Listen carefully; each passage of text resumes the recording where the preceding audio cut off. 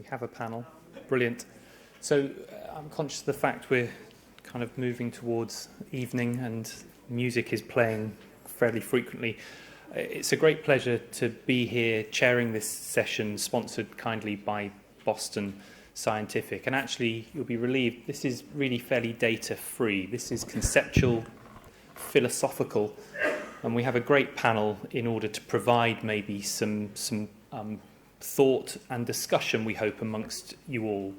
If I just have my couple of slides up, I probably don't need them, to be honest, but the intention is that we're going to cover three different aspects of this challenge of being the educators for left main management, left main treatment, particularly with regards the role potentially of intracoronary imaging.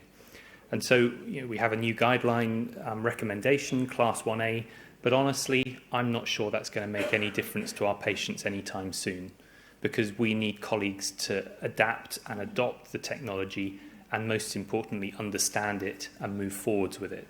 And so the challenge for the next 30 minutes is really to think about how we in this room have a responsibility to educate our colleagues, to educate our teams, and try and work through how best to do that. So the role of intravascular imaging in bifurcation, particularly left main, the concepts around how to teach bifurcation strategies, and then maybe to think about the responsibilities in terms of mentorship for young physicians. So in order to get things moving as quickly as possible, I invite Jacob up for the first of those three considerations.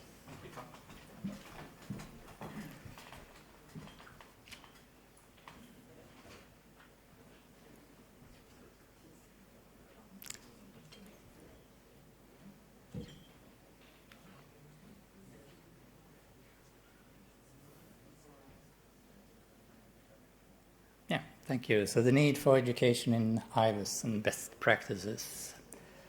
So what about unrevealing the truth of PCI? So the outcome is at risk every day when we do left main PCI, since it supplies more than 75% of the heart. And we have already good evidence that intravascular imaging reduces MACE.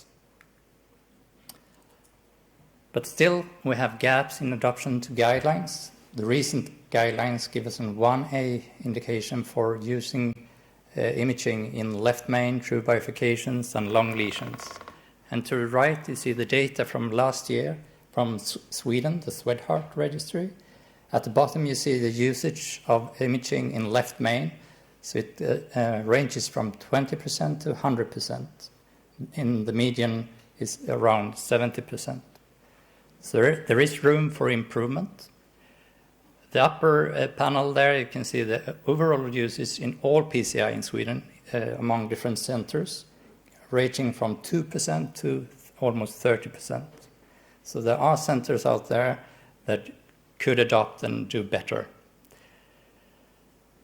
So you have to educate for a better outcome in every PCI. So to sort out this and to get straightforward, we have some good tools, algorithms, for example, the IVUS 1, 2, 3, to simplify the structure, how you do your PCI, your imaging, by measuring length, morphology, and diameter, and also evaluating the edges, the apposition, and the expansion. So doing a case like this is, of course, guided by imaging, in this case IVUS, heavily calcified, large vessel, difficult to size by angio, using the proper devices to be aware, to be confident, to have a good outcome. But you should also be aware of the wire, also, even so in a simple provisional. That's not that simple, actually. So looking for your exit of your wires before kissing, before parting, is crucial. And this we learned from the October trial, where unintended problems can, okay. So it's important to know this before potting and kissing. See if we can go around this. So you go to the next slide, sorry for this. So uncorrected stents in the left main will produce severe MACE. So just go to the next slide, please.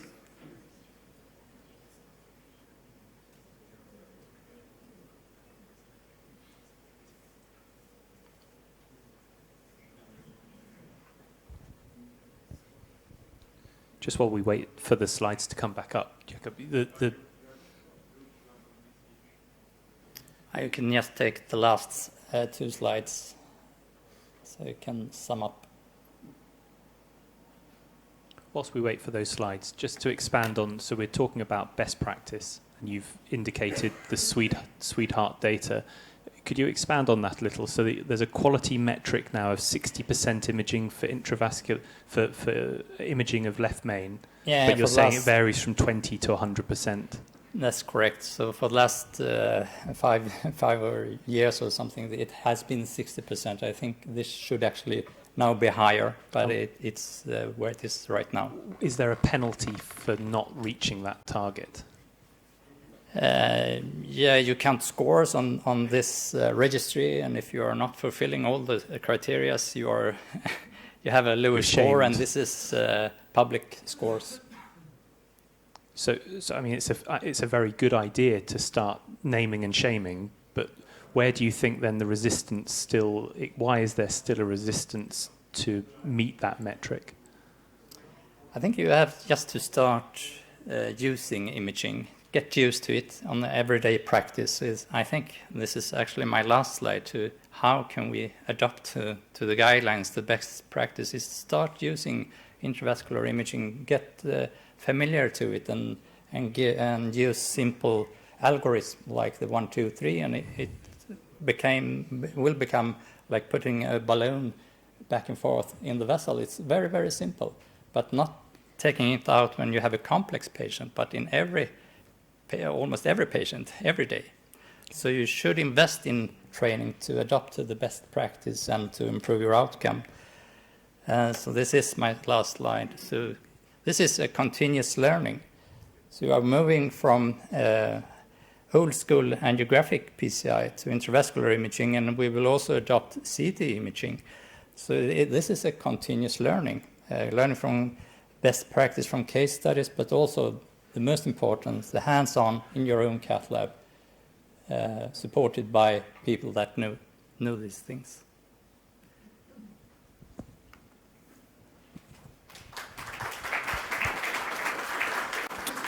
We have some questions in the audience. If you take a microphone, Jacob. I think it's very easy to say adopt it in 100% of your cases and do it in normal cases. But I think what we're forgetting is the cost. And, maybe it's fully funded in your country, but I know in South Africa, where I come from, we have fight with funders to even do it in left main or difficult cases. So, we really need to have a look at the cost, and unless the cost comes down, it is available to everyone, you then limit it, and you only use it in cases that really need it. That is well taken, of course. So you should use it wisely if you cannot afford it, at least in left mains where it's so critical to get it right. So any further questions? Yeah. Yeah, no, just a comment, about cost. I think, we looked at our data, in terms of cost effectiveness of IVIS, and you use larger stents, longer stents, and in our data we look less stents, and less guide extenders, less of those things in the complex PCI. So I think IVIS use across the board, decreases your cost. I think that's one thing. Reimbursement is another issue. I'll tell you, when in the US they approved IVIS use in the peripheral arteries, none of the peripheral operators used to use IVIS, but every single one of them used IVIS because they got money. Some of them just put the IVIS and didn't know what they were looking at and just to get money. So I think reimbursement, I think our societies, especially the amount, you see 30, 40% benefit, right? We made all this adoption with radials and stuff, I know bleeding and stuff, but if you look at radial femoral, there's this much difference. How much difference between imaging and non-imaging is there? So I think we really need to, guideline is changing, yes. Reimbursement needs to change. And then education about, all those things that you guys are talking about, the barriers that are there to use imaging. It's, money is a big, big driver of a lot of these things. It really is. So I think we need to do a better job, in terms of society and stuff like that. Yes, it's pretty upsetting to hear, I'm sure, for nations that don't have money, that where there is money, it can just be used as a mechanism to make more money. And I think that is one of the greatest concerns that we should have as a community, is that the educational gap or the ignorance and arrogance is potentially going to be the biggest detriment to patients gaining the greatest outcome or the greatest benefit from these tools.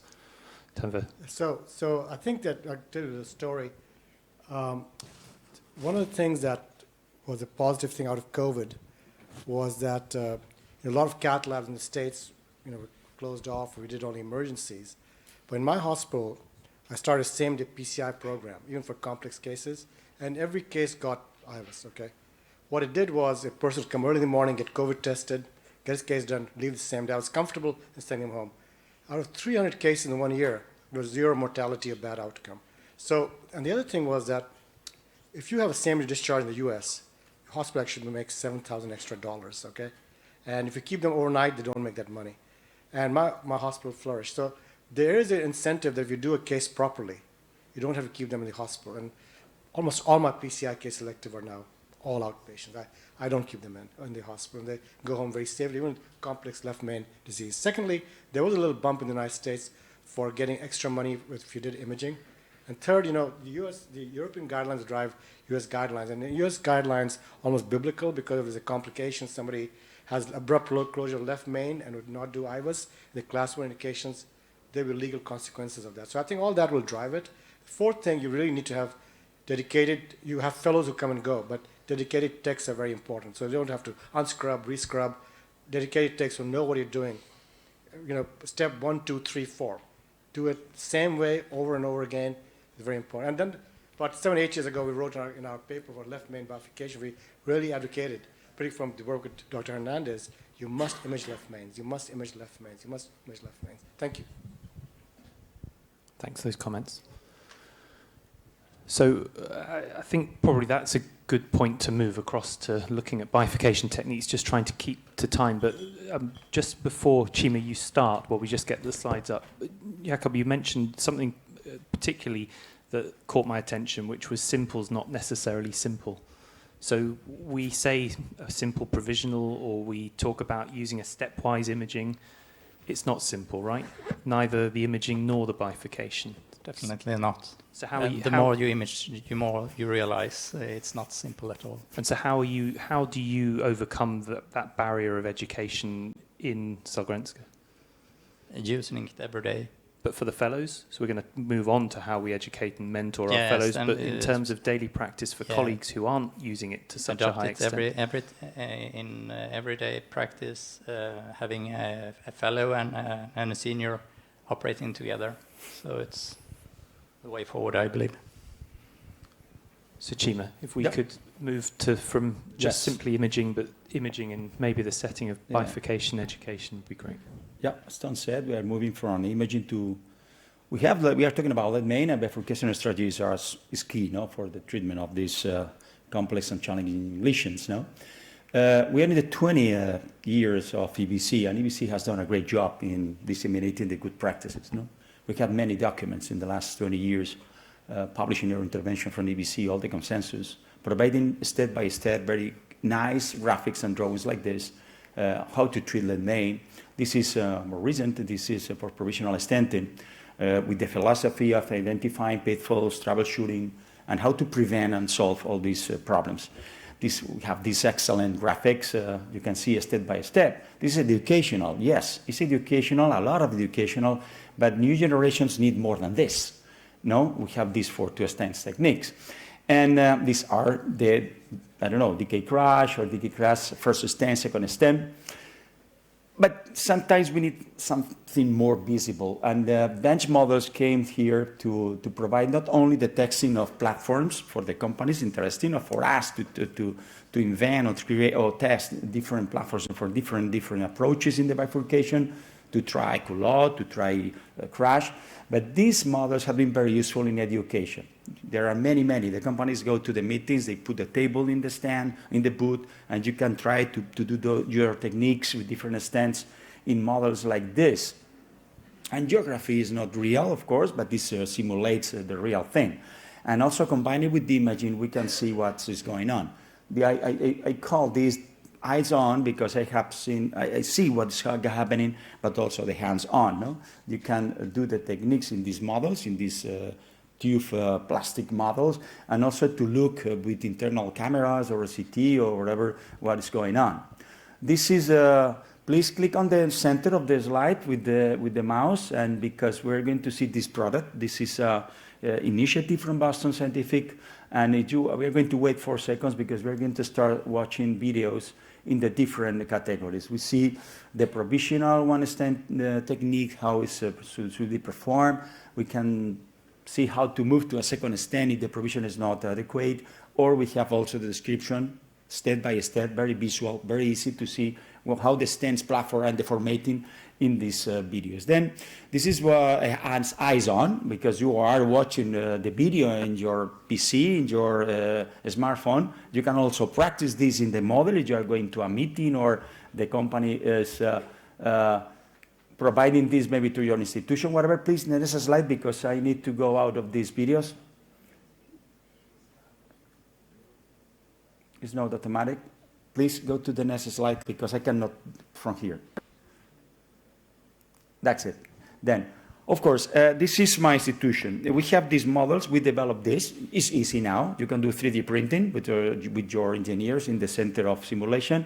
And these are my people. We have an expert operator training a fellow, and they are doing different things, extracting thrombus, or they are doing bifurcations, whatever. But this should be implemented with a new thing, that is to put these bench models in fake CAD labs. What is I say fake? We have a simulation center just close to my hospital, just in the same facility, and simulation model is what we are doing now, not only for bifurcation, also for TAVR, for whatever, but simulation is a new paradigm in education, no? Replicates the fundamental aspects, allows training without risks, no patients at risk, adapts to the adult learning mode, experience and reflection, facilitates standardization and promotes interprofessional training. And then we are moving from this in the left side, when you had the bench models to do the crash, to do the Collet, whatever, and then we put the same model in the patient. This is a fake patient, but you have the polygraph, you can recreate even hemodynamic complications, perforation, tachycardias, whatever, and then the operator has to do the technique at the same time that is thinking in the clinical scenario. This is not a real patient, this is a mask that is designed to look like a patient, but this is a simulation center, the other people is watching from the other room. This is a simulation CAD lab, and this is, I think, the last cutting edge in the education for our techniques, which is to put these bench models in the context of the clinical scenario in the simulation CAD labs. Thank you.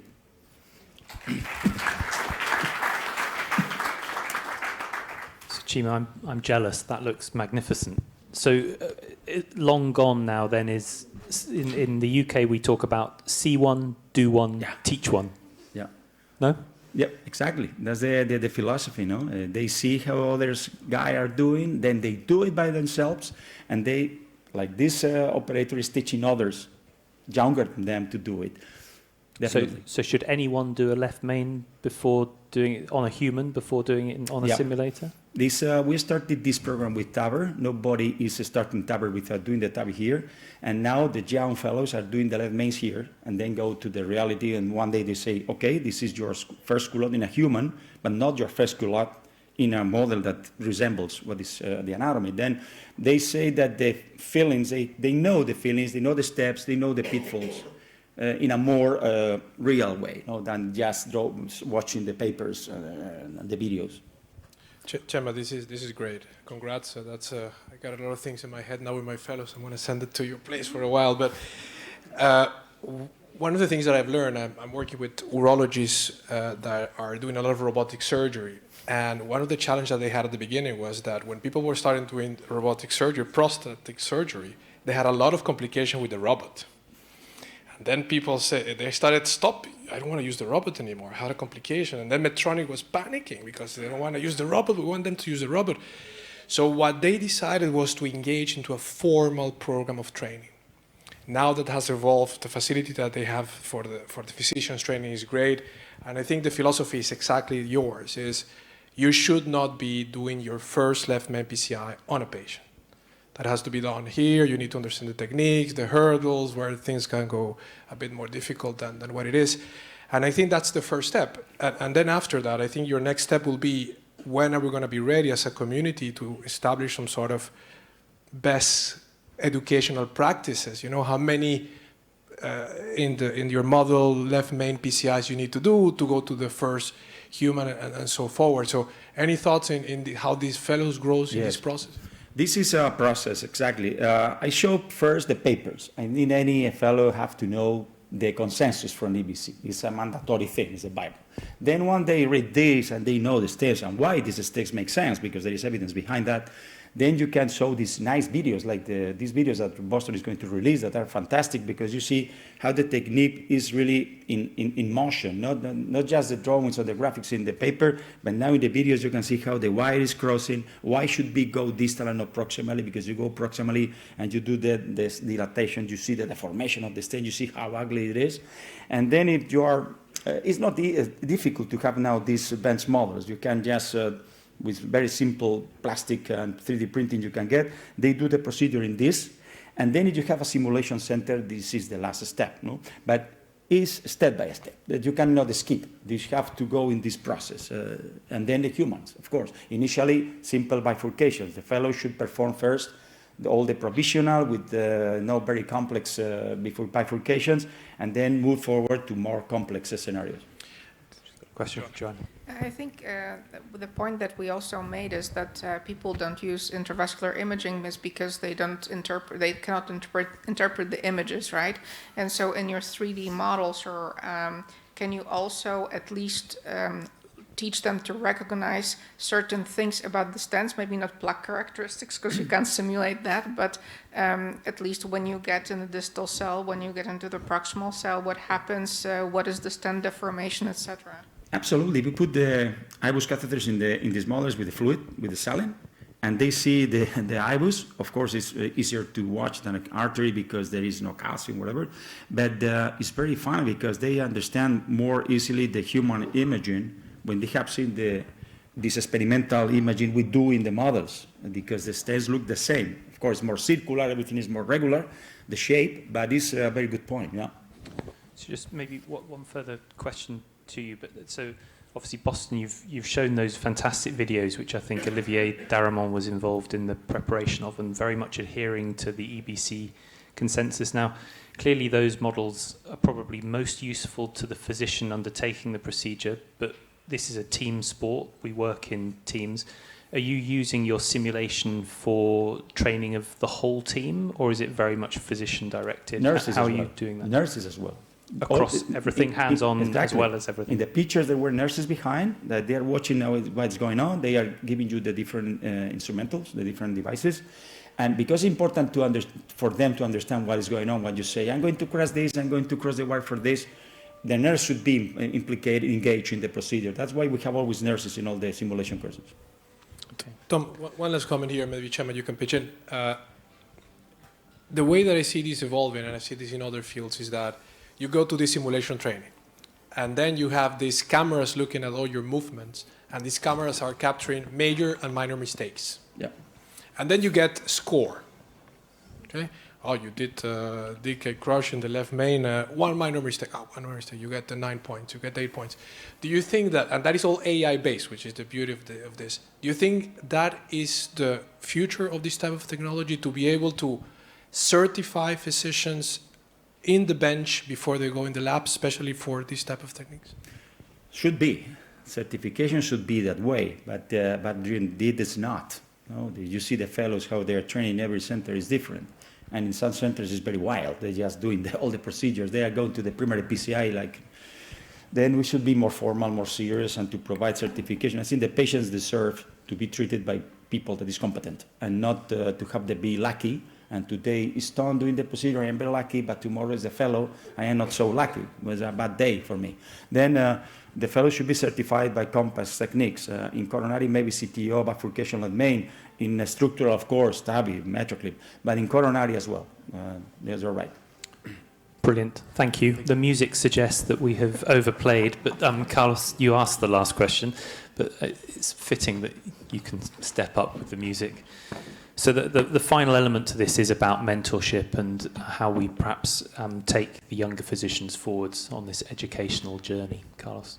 Good. So the question assigned to me by Tom was basically, what is your role as an educator in the left main for treatment of the left main? And I think that there are three main concepts that I think it's very important when you're thinking about young colleagues. Basically, how to transfer the knowledge effectively, how to develop their skills, and I think there is a lot of human factors, especially in left main PCI. I'll try to explore this, starting with knowledge transfer, and I think we have discussed that from the first talk. I think all the fellows engaging in treatment of left main should be proficient in intravascular imaging, and they should know pretty well how to interpret angiograms. I think this is something that people don't speak too much, but I think being a good angiographer is quite important. And you need to understand how your devices work. Because when you understand the image and you understand how your device works, you make more wise decisions in order what to treat. And you know, I'm a big advocate of physiology, and I think physiology should be part of every left main PCI, unless it's a very critical left main. So I think what is usually informing us in terms of decisions is basically the clinical presentation and the angiographic picture. But I think when you mentor people, they need to be aware that that is only a part of the disease that they're treating. And if they are not looking at the plaque and if they're not understanding the flow, they will be doing not the best job. And I think you see these two left main, this comes both from my practice. I will just show you. These two left main have very low FFR, both of them 67 and 60. But the one on the left, it's basically a good case for PCI. This was treated with PCI.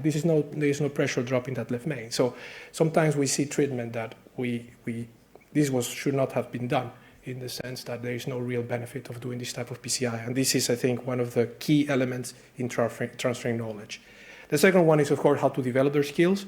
And here, Cem, I'm going to be honest with you. In our hospital is go ahead and do, and I'll give you a couple of times, and then I take it over. But I think that can be improved. And they are trained, of course, how to re-image. They're trained to use all the balloons. They're trained to use hysterectomies, and they're trained to use PCI techniques. We do have a wet model in the cath lab where they train how to do two-stent PCI techniques. I think one of the important challenges in PCI is also how to handle complications. Complications occurs. This is, sorry for the music. This is just a nice video from the hospital quite recently. We couldn't retrieve the balloon after basically post-dilating. And I think I was with the fellow, and we kind of kept calm, called the surgeon, everything will be okay. Everything was broken inside the patient. But I think this is a very important part of training the physicians, of training the fellows on how to deal with these type of complications. And that takes me to the last point, which is the human component. And the human component is basically, in left main, there is a very dynamic PCI. You have to sometimes improvise, you have to change the balloon quickly if you don't cross. So I think that the decision-making process, they need to get used to deal with this scenario, and they need to go through hurdles. Left main PCI, especially calcified left main with two stents, that can be sometimes difficult, and they need to live through that experience to basically learn. And in our hospital, we make a lot of emphasis on trying to develop for those fellows that have an academic pursuit, to really encourage them, because we believe that this is the people that will be generating the evidence in the future, without forgetting that this is not just a high-risk PCI and let's do it, but it should be really patient-centered. We also insist a lot about planning. In our cath lab, this is basically what a left main PCI look like. So we are already aware that's going to be a left main coming on the table. And this is, you already know what you're going to do. This is a provisional strategy. The stent, one crossover to the LAD. You have to cover those calcified nodules. You will use IVUS to size the left main. But basically, this is not a surprise.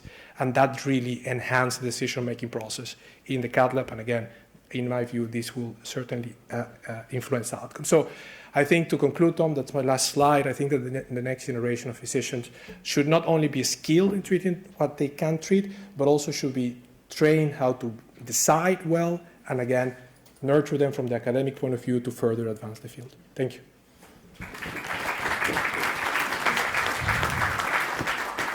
Fantastic. how many simulations do you have to do before being competent at withdrawing a balloon from the pericardium? That was a stressful situation. Yeah, but you learn how to snare when the snare fails, and what to do next, and then you are in a mode of, okay, we have a complication. What are we going to do first? What are we going to try second? The surgeon is there, but wait, let's try something first. And I think that management process of complications is extremely important. So obviously that presentation was focused very much on the training of junior colleagues or young colleagues early in their development. We haven't really touched upon the slightly more intransigent, less willing senior colleagues. Should we be focusing a similar amount of attention on colleagues across all kind of age groups, or is it just that we're going to get the greatest gain from catching them early? Well, I choose my fights, and I think that is with the fellows is easier. If you see, for example, the trend of intravascular imaging in my lab, all the young physicians are using a lot of fibers and OCT. The older physicians are less likely to be using image. So I think that there is a change in the field. You see it, you see the numbers. But again, I think that we should focus on the future, which are basically the young physicians. That's my opinion. Okay. I think it's a good comment. I think it's a team effort, as you were alluding to earlier. It's also the nurses, the whole team. So if you give this to the young fellows, to the nurses, also the more senior ones will also adopt, as if the whole environment encourages imaging, CT, whatever. So we will gain all of it. Eve's got a comment. We just get a microphone. It was interesting. There was some data presented in the very first imaging session this afternoon from the Korean group, demonstrating that actually the senior colleagues were using more imaging than the younger colleagues. So again, regionally, we have very different practices, and so some of it is philosophical and it's cultural belief about where you get the best results. But Yves? Just about the mission we have in EBC, what I heard in this session is something that had been enriched, and why not next year build a way to how to teach, how to train, how to measure the quality of the operators. I think can be a topic for the future meetings. So I think this what you have presented has to be. Maybe you have to work together and maybe find other people interested in this field. I think this is a major problem to teach our young fellows to help to share with the young operators when we will replace you. It will be very important to. And the idea of certification for me is also something very important. So congratulations for the presentation and the selection of the topic. It was very, very provocative. And I mean, I don't know why, but I become for EAPCI co-chair for the committee on education and training standardization. So for each of you, I mean, there is an opportunity to contribute in this. And so, I mean, you know my email, so be in contact because we really need to have motivated people in this regard. Thank you. So, I mean, Yves and Francesco, thank you for that endorsement. The music is playing. I think, so Anas, go on. One last, but they're going to kill me. One last question, but from a fellow from Graz, very appropriate. So, exactly. I mean, my question would be, how confident would you be to let a fellow do a complex left main off, or would you allow at all a fellow do a case of left main? And because from a fellow's perspective, I think I would be much more comfortable to be a first operator next to a second operator who is much more experienced than me during a fellowship than to face that later on during the career where nobody would save me. Well, in the lack of any standardization, Francesco, I'm going to reply what we do, and maybe Tom and Chairman and Jacob, you could say your institution. So we have, our fellowship is 2 years. In the first year, the fellows will not do any complex procedure, only very simple PCI. In the second year, we let them do the complex PCI with us next to them. And basically, it's a matter of feeling, and it's very individual because you have fellows that are very skilled, others are less skilled.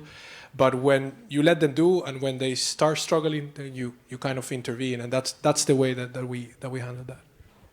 I think we do pretty much the same, to have somebody next to you and letting the fellows actually perform the PCI with a pair of extra hands. So I think from this you learn the most. Yes, totally. The first procedures in the lead main on a complex PCI, they are always second operators. They are helping you to do it. And when they have been witnessing maybe 25, 50 lead mains, one day you say, guy, you in this side. And they start to do it always you inside, not just watching ahead. Since sometimes the senior watching out from the cat lab, having a good chatting conversation with the nurse, and the fellow doing inside whatever, and then what's going on? And I don't know, ST elevation, whatever. You have to be inside with the scrap, ready to help, and that makes the fellow to feel comfortable to the procedure, and you give it the indication, look out, this is going, this and that. And then at the end of the second year, then they are first operator, and you can be more apart, watching how they work and still correcting, because 2 years doesn't turn you an expert. It's just an initial. Yeah, so I mean, I think this is the perfect point to conclude. We are on a journey of continuous education. So to think that you learn everything in 2 years of fellowship is fantasy. But the reality is you're in the most protected position as a fellow, where you're not, there is always someone there to guide and help you. It becomes very lonely as a boss, and potentially quite isolating in terms of understanding how to develop and evolve your techniques. What I hope that this session has provided, though, is a kind of blueprint for how education should be delivered for fellows, for junior consultants, and for even the more senior consultants, where there is still a need to continue to learn and develop skills. And so we have to thank Boston for the Educare program, as we see a platform from web-based videos to then engagement with models to then hands-on and peer-to-peer engagement for the physicians and for the cath lab teams. And as Francesco has alluded, there's a greater emphasis increasingly on developing those educational programs. And so we'd love to hear from you any thoughts or ideas at how we develop that for the future. So I think we move on to the next session. But thank you, team, for a fantastic debate.